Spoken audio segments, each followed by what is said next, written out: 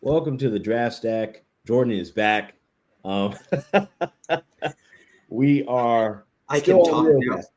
now. Yeah, man. Yeah, man. How you doing? I'm doing much better. It was some kind of bug that got passed around my church. So I went to go pray for some people, and they gave it to me, apparently. So I'm glad you're feeling better. Well, we're still on Eurobasket. There's so much talent there. So we're going to cover two of them, as we've talked about in previous pods here. So Miikka Muurinen and Mario Saint-Supery, or Supery. We're going to cover their games, break it down, give the stats, and then talk about what ceiling and floor might be based on what we've seen so far and what areas they can, probably round out their games even further. And their offers or potential offers, depending on what takes place between now and the 50 days leading up to the NCAA season, which is crazy. So why don't we start with Mario, since he's eligible this year, and since Miikka's not, we'll do him last. For sure. So Mario Saint-Supery, 6'3" guard from Spain. He's going to Gonzaga, so I think that's important to note. And I have his per 40 stats pulled up here on Cerebro, and I decided to just keep the stats all pulled up so that we can use them if you have any other questions and we want to have other things. So basically 21 points on 41, 33, 81 shooting. So 53 or 54.3 true shooting. So pretty decent shooter. Let's see. Rebounds. He's got 4 rebounds and 5 assists. However, 4 turnovers. So that's kind of worrisome. Averages 2 steals a game. I do think that he's a fantastic at getting steals. We'll talk about that in a little bit. But he is a very, very, very foul prone. Per 40, he's averaging 5.9 fouls per 40 minutes. So, and that is in 167 games, according to Cerebro. That does not count Eurobasket stats. So I got Eurobasket stats over here because we have them separated. And so one of the things guys will likely discuss is, and we're talking about it before pod, is what as a guard, what is he? Is he combo guard? He's not really a point guard per se, but does have he does make passes. He does make passes. He does make reads. I'll talk about that because I have a lot of comments on that. So his Eurobasket stats are 8.4 points, which is pretty good for his role that he played. He played about 17 minutes, almost exactly 17 minutes, on 43% from the field, 33 from 3-point range, and 91.7 from free throw percentage. The dude I think he's a pretty good shooter. He averaged 3 rebounds and where's the assists? They don't have that. Sorry, he averaged 2 rebounds and 3 assists. Okay. So yeah, only 2.2 fouls, which is still pretty high for the amount of minutes he was playing, but not near as bad as his Cerebro average before. Averaged a whole steal, which is really, really good. And then his plus minus, he was plus 0.8, which I think is pretty good for a kid. I thought I was very impressed with what I saw out of him in Eurobasket. So I'll let you go first, and I'll throw in different things. So, from what I saw from his game is he's going to get a lot of shots on the perimeter, spot shooter, catch and shoot. It's not that he can't drive to the basket, but does do a lot of shooting. I mean, the shooting is his strongest suit at the moment. And I think he's a better shooter than the numbers indicate. Not that the numbers say he's a bad shooter, but that form is really good. Yes, and it's also he had several no dip shots that he's able to hit. So it seems versatile too. Right. So I like him. has good pacing, does play with a little bit of physicality, which I like from a guard. Does look to put forth effort on defense. Now, he is not a lockdown defender by any means. Footwork could improve on the defensive end, but does like to play the passing lane a lot. Does look to be crafty with the steals and creating turnovers, getting out in transition and everything. Yeah, I actually have in his notes. Coaches are going to have to keep him from reaching. Yes, agreed. Because and arguably, as the talent increases, the harder it is for you to create those kinds of steals without fouling. Yes.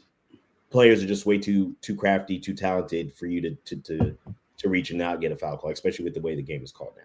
So if he's able to discipline some of that and still like play the passing lanes, he's going to be a really good help defender. I also think the interesting thing about the shooting is how he gets his shots off. He seems to really be where he's supposed to be to get those shots. And we've talked about a few players, and that seems to be a theme with some of the players here in Eurobasket, is their ability to relocate to get their shots or end up in the spots they're supposed to be to get shots. And I'll speak just a little bit towards that. One of the things, and this, I didn't get to have Jordan on for this, so we're kind of blending part of the first pod to this one. In Eurobasket, you pass to spots, not to players. Players should be in the spots to get optimal shots. Yeah. So a lot of the times he's in the spots he's supposed to be to create an advantage for his team.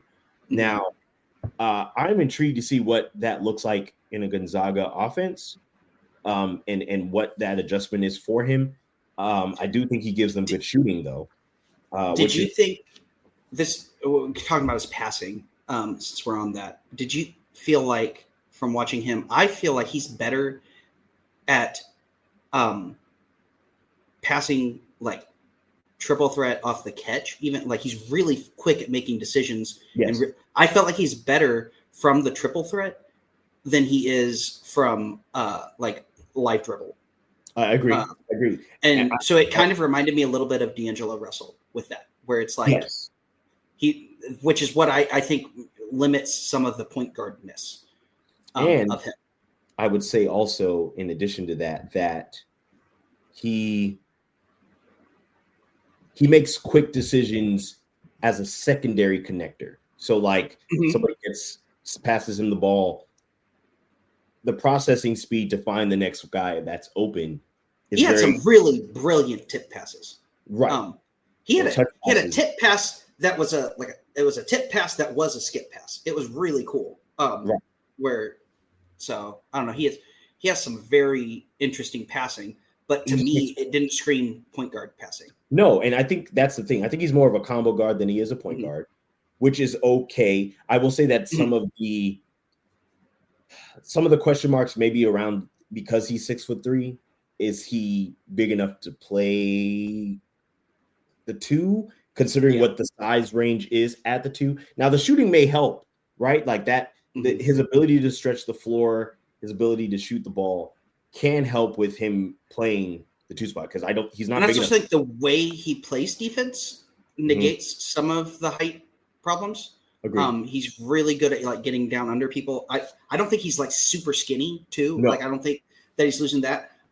Which also leads to the problem of I don't think he's fast enough to be your point of attack defender on guards. So that is something that to me also leans more shooting guard than point guard. But again, not a bad player necessarily at all. I've seen him like super, super high on some boards. I've seen him even out of the second round on some boards. I'm not there. This is my first looking at him, so I don't have him officially in my board yet. But I think I'm going to have him probably, I would think probably mid-second round right now. But depending on Gonzaga, I could definitely see that. If he's closer to 6'4", 6'5", instead of like barefoot, instead of 6'3" barefoot, or 6'3" in shoes, which is most likely what it is. Right. Then I'm suddenly a lot more interested in him being able to play that wing position than him having to be stuck at guard. Right. And I think that's one of the things that one of the players that I thought of with his game, and obviously their games are not necessarily the same, But I was thinking of, is it Bogdan Bogdanovic? Yes. That's came to mind with his game. And so he's 6'5", 225. Now, granted, obviously that's a lot of size to add. I think Mario is clearly much smaller as necessary as far as frame and height, but game wise, and obviously there's some clear differences in their game. If I had to lean to somebody as an early comp, this is a very early. His game could become something completely different. I would say that Bogdanovic is similar in approach to the game. They get their shots off of catch and shoot, spot ups. They look to relocate. I do think that with Bogdanovic, he's a much better driver. I think he's a better athlete. Better athlete as well. Better vertical spacing. He can finish above the rim a little bit. And it's not that. I also worry about Mario's. He makes incredible decisions in transition. Let me start with that. He makes incredible decisions in transition. He knows where to cut, where to go in transition. He's very willing to pass it to the people in transition in the right way. His passes are on time, on target. He's so slow in transition. He's not a fast. It's like, I mean, he makes Luka look like Usain Bolt out there. Like, it's wild how that was the thing that came away from me the most watching his tape was just how slow he was in transition.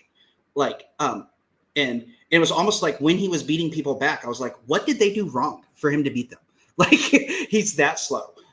So I do worry about that. But also I wonder if some of that was maybe scheme a little bit, because he is a shooter. So maybe they were wanting him to trail the play, so that he could be like a trailing big, like we would do with Dirk, where he would purposely run slower so that it would stretch the floor. Right. Maybe that's what they're doing, even though he's a guard. I don't know. So because it didn't look like he was exerting very much effort on fast breaks, and so I wonder if that was intentional. And see, the thing is, what I meant earlier by good pace is he's crafty, so he's able to get where he wants to go at his own pace.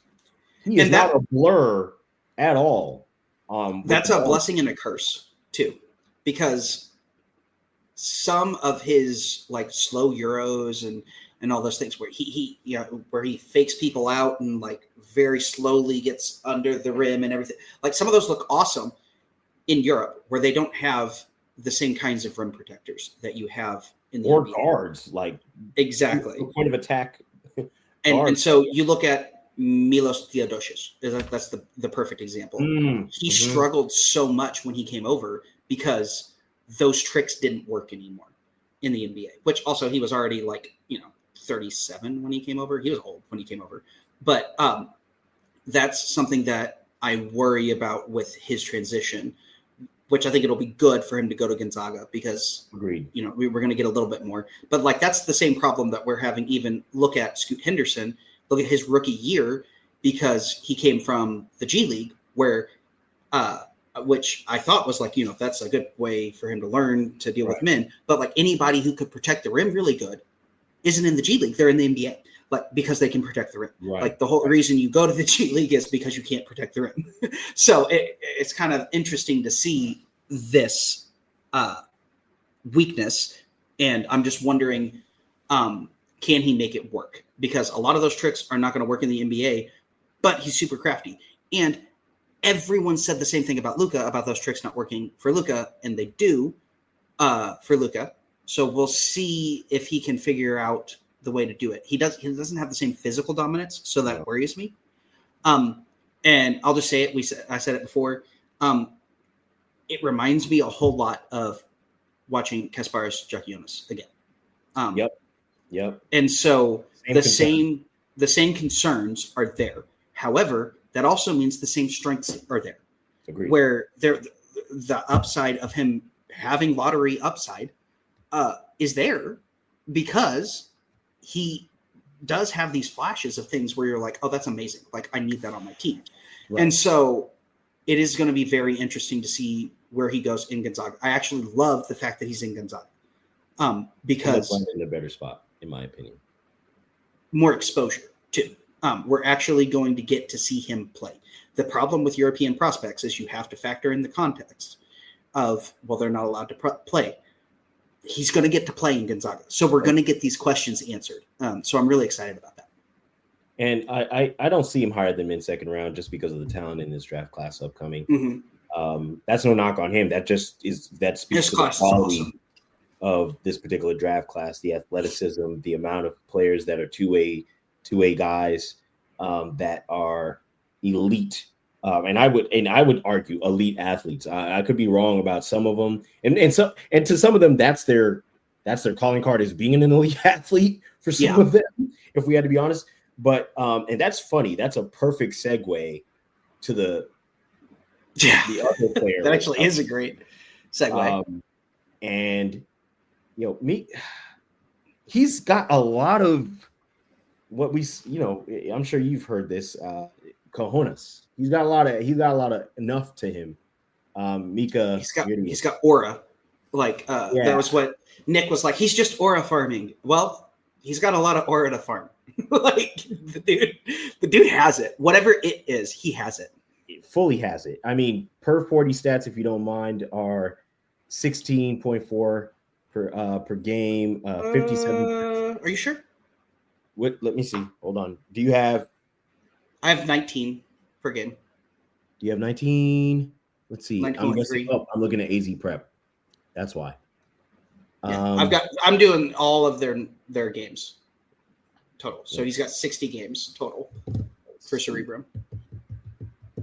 Let's see.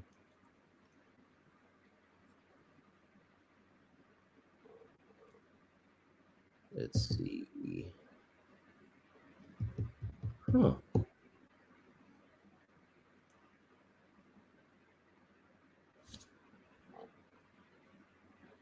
Oh, I see it here. Okay, I see 19. Okay, I got it. Sorry about that, folks. Mixed up here. I had his Air Capital Hoop Fest. So total. So it's 19 points per game. Let's see here. 38.7 field goal percentage, which I think is a little misleading, personally. Considering how he plays. Yeah. Well, part of it is he's taking, in these games that they have, he's taking 8 threes a game.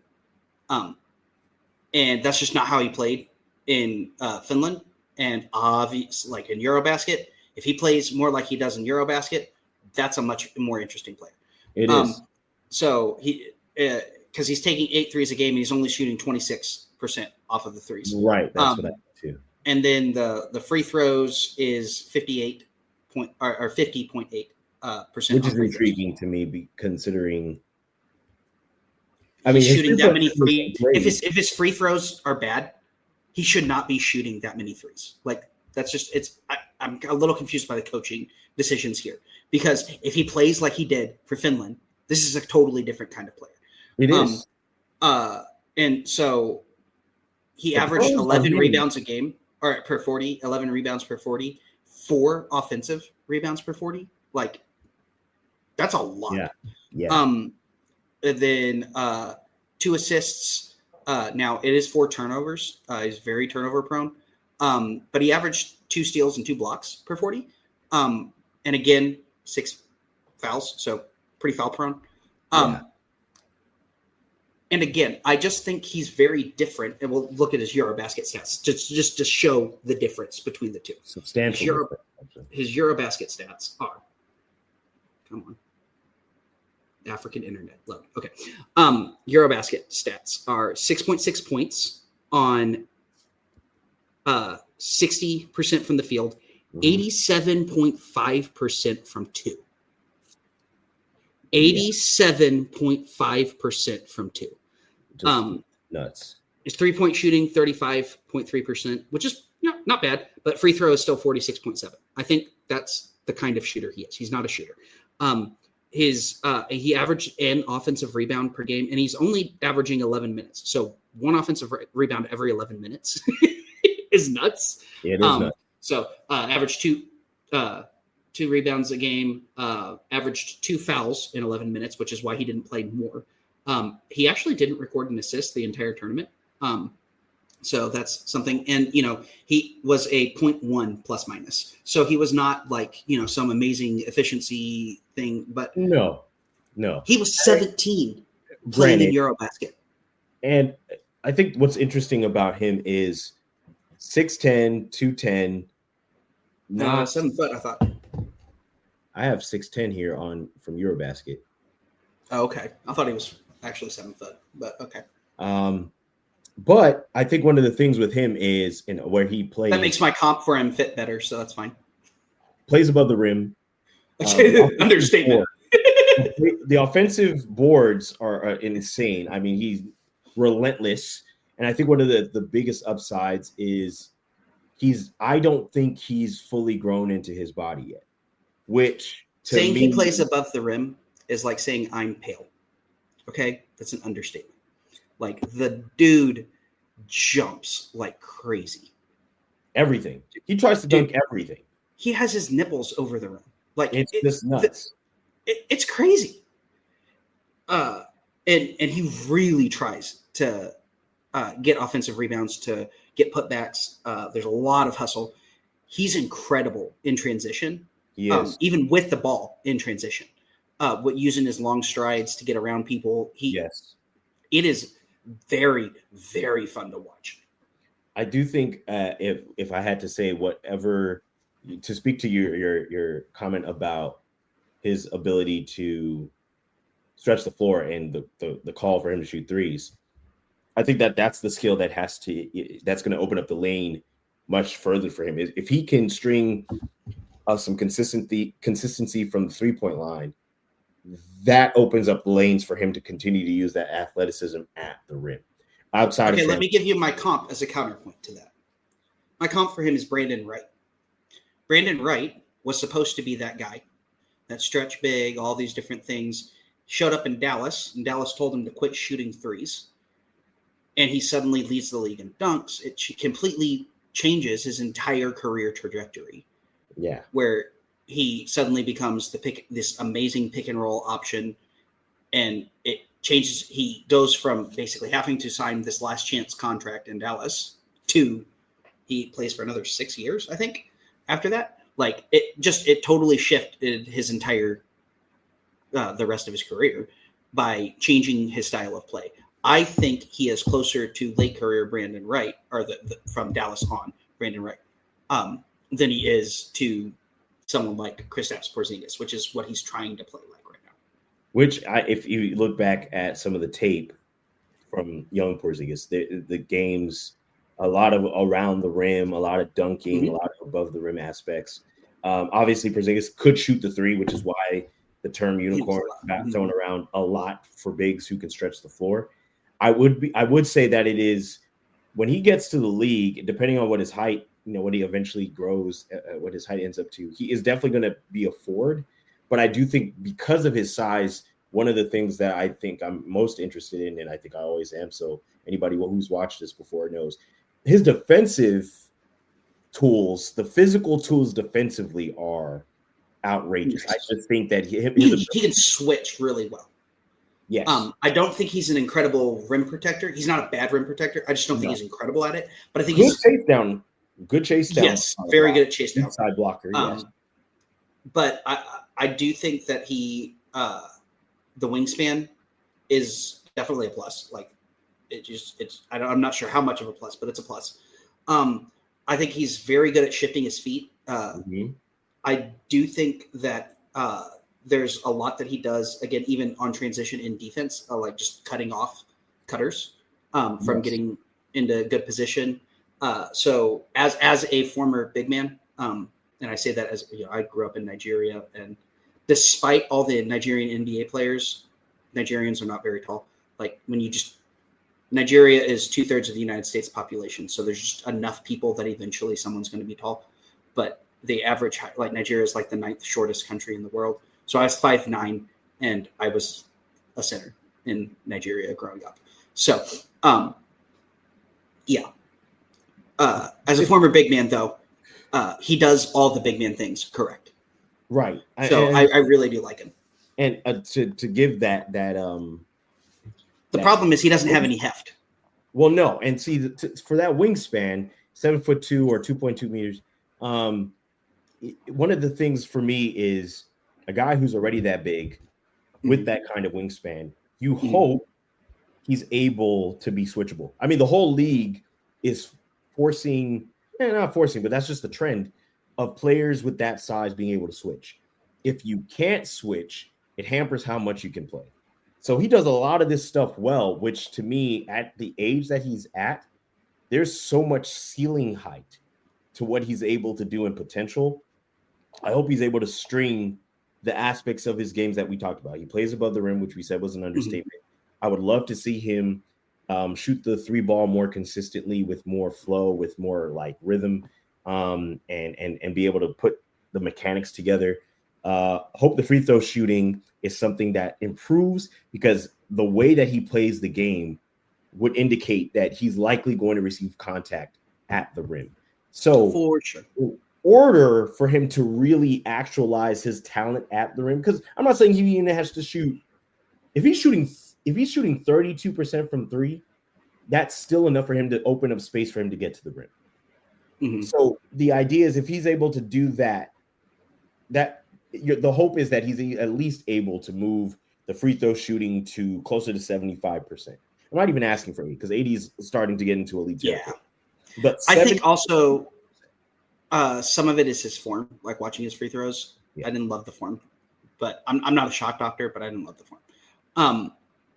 I also think another thing with him is I don't see like elite upside, like as far as like superstar upside. Right. I agree with that. But what I see is there is definitely a role for players like him.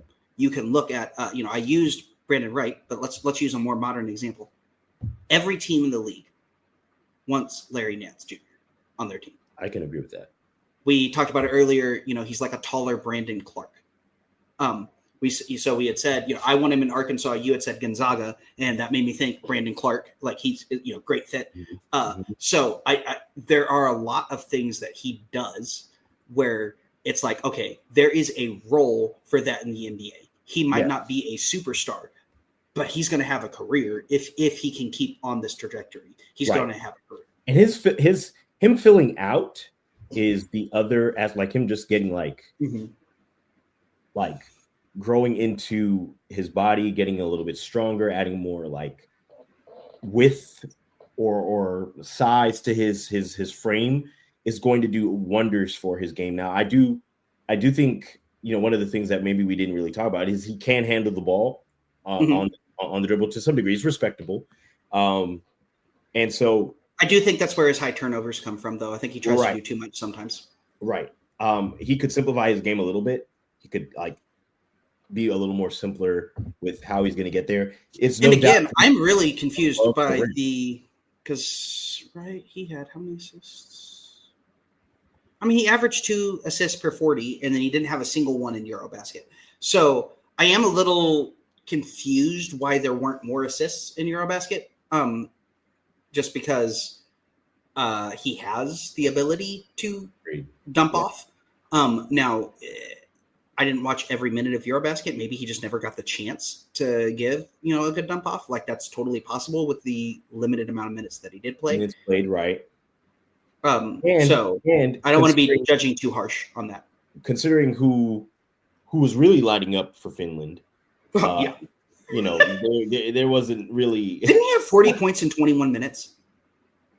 Am I making that up, or was that? No, I believe that's the numbers. Those are the numbers for Lauri Markkanen, for anyone not realizing who we're talking about. So he didn't have an opportunity to really show off playmaking chops. He did a lot of effort, which is what he was put in the game for, was effort play.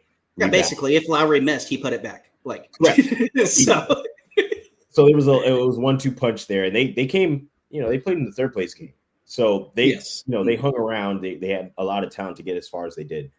But those are 2 prospects. I just to me, both guys are second round players. Sorry, Dennis Smith Jr. just signed with the Dallas Mavericks. but we don't have an open roster spot. So somebody's leaving. Yeah, wonder who's leaving. Anyway, we can go back to. Now, what was it? What are they calling him? Skinny Jesus, Slim Jesus? What was it? Yes. So I think the upsides are high on both. Just to be, and we've talked about this before, being an asset to a team, being a team player, being able to fit a role on a team. There is no team that's going to turn down a guy who puts 100% effort. I think both of them are players that look to do that. And with Miikka specifically, just like the fact that he's not even 18 yet is insane, and the talent is all there. We've got a few other guys that we're going to cover, over the next couple of weeks that I'm excited, and me and Jordan are excited to talk about and to flesh out their games. So let me ask you, we'll use this. What are some things that you don't think translate from like Eurobasket to the NBA? Since we're, we got a little bit of extra time this episode. That's a great question. So I think overall, let's cut out the obvious one. The line's shorter, so right. 3-point percentage is not quite the same. Time is also shorter, which I've talked about possibly. Offensive rebounds are easier, right? I also think the time impacts stamina or conditioning. The extra 8 minutes don't seem like a lot, but they are a lot in a span of a game. Now, there are some players who are just elite, the Giannis, the Markkanen, that's why they're in the NBA. And they do have games that translated from Europe to here. The outlier on that is some of these other European players whose the pace difference, and many people don't make a differentiation. Sometimes what I think most doesn't translate is pace. The speed of the game, the speed of the defenders, the ability to having to guard a guy that's physically imposing can sometimes, don't get me wrong, I think Eurobasket has talented players. That's why it was so close in a lot of the games during the tourney. But overall, the average NBA player is physically imposing, and that sometimes that transition to playing against guys who are faster, stronger in some cases, is not always the case. I think some of that is what gets lost in translation. Now, granted, obviously there are ways to bridge that, because I think the pro game is the pro game, which is some aspects of the game as far as IQ do translate. Because I think the Eurobasket players are extremely high IQ, for the most part. They play a team game, and so they need to rely on their IQ much more than the physicals by themselves. Whereas I would say the trade-off here is that it's not that I don't think NBA players have a high IQ or high basketball IQ by any means. I do believe that there are a lot of players with high basketball IQ in the NBA. However, there are a lot of them that are so much focused individually, they don't have team basketball IQ. So the stats say that they're incredible, but their team is losing games. Do you get what I'm saying? There's some trades. And I also think that you can almost see the inverse. You have Luka, who his IQ is almost so high it hurts him, because he breaks down every single play and is like, this is the best option for this play. Right. But sometimes the best option is, hey, you need to get your teammate going. And so I do think that you can have those problems there, which Luka has gotten significantly better at that as he's progressed. There's an old video that I remember, and it was Isaiah Thomas explaining how to be a point guard and what being a point guard actually meant. And he said, what being a point guard actually meant is I had to realize every couple of possessions, hey, Joe Dumars hasn't gotten a shot in the past 4 possessions. Give him the ball. Okay, so Bill Laimbeer needs a shot now.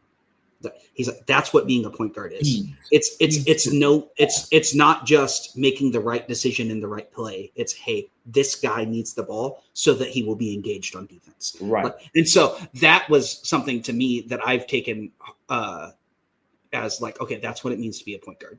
I'm trying to remember who he was talking. It was like another incredible point guard. I think it might have been Chris Paul. And like they were talking about, that's what being a point guard is. And even to add to that, what's interesting is if you take Jokic, for instance, what can hurt him is his European basketball IQ. He's not selfish enough.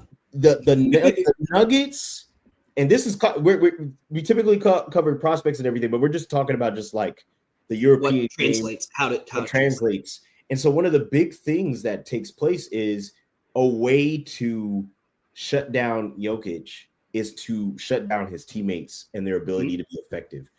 And so, that works for Luka too. That's exactly how the Celtics beat Luka in the finals.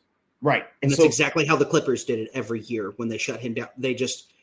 The Clippers just decided no one else was going to score ever. Now, it also helped that the Mavs were like playing like Boban Marjanovic as their starting center.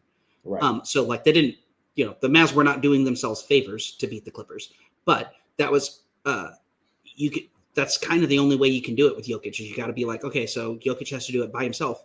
And the thing is that Jokic is so incredible. Sometimes he just does it by himself. He will will them to a win occasionally, but I think that's one of the things, one of the trade-offs, and I think that's where you have some nuance here. In the NBA, 2 years ago, that was how the Mavs beat the Thunder. The Thunder were a better team. Agreed. But SGA, they just said, okay, no one else is scoring. We're going to make SGA do all the work, and then SGA couldn't do it. And even that was and SGA is a great player. He won MVP this year, and he won Finals MVP this year. He's a great player, but it's just you generally that's something that doesn't translate there. And it's interesting to use SGA.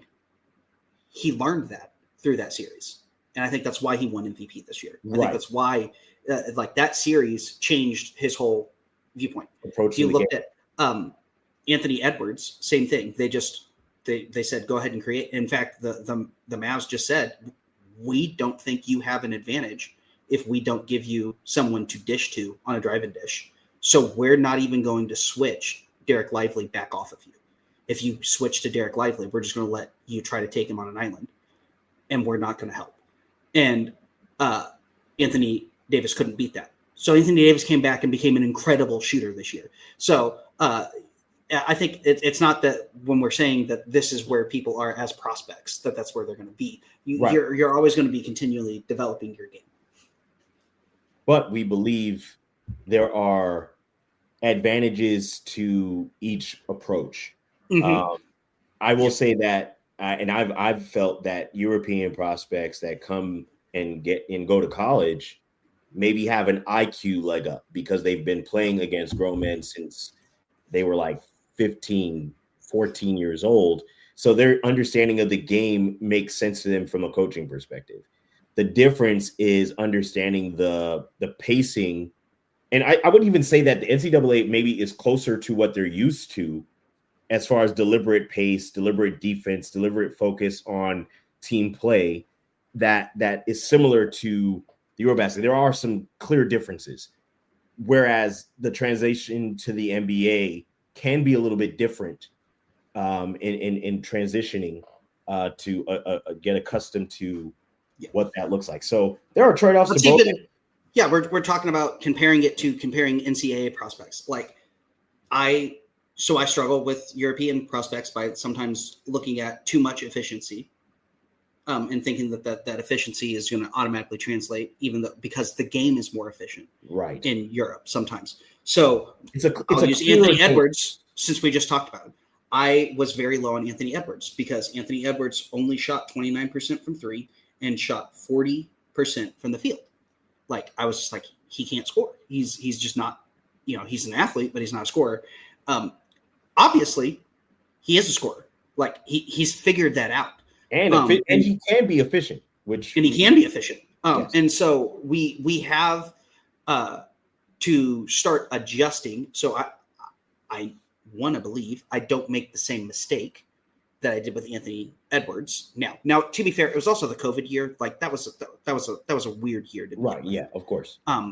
And so, we just didn't have enough tape on anybody that year.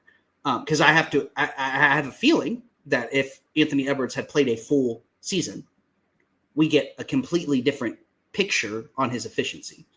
And he had a full season. He went where we thought he was going to go. Yeah. Well, I had him 4th, 5th. Based on talent. Like the projection. Based on.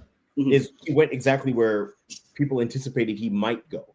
Now, was I sure that he was going to go there with the other guys on the board? Yeah, maybe. But I think that's what we're saying about these prospects and a lot of these guys who are going to either do a couple of years in college or do one and done if they have the talent and they show themselves during the tourney and they buoy their team, because that's just a variable on its own. There is ways to evaluate their games from where they are now and then project where they can be.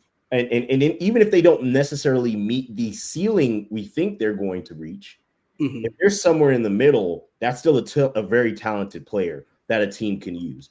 As the league, which I think is interesting to note, and maybe we pilot that on a different note on a different day, the league is going to have guys retiring soon.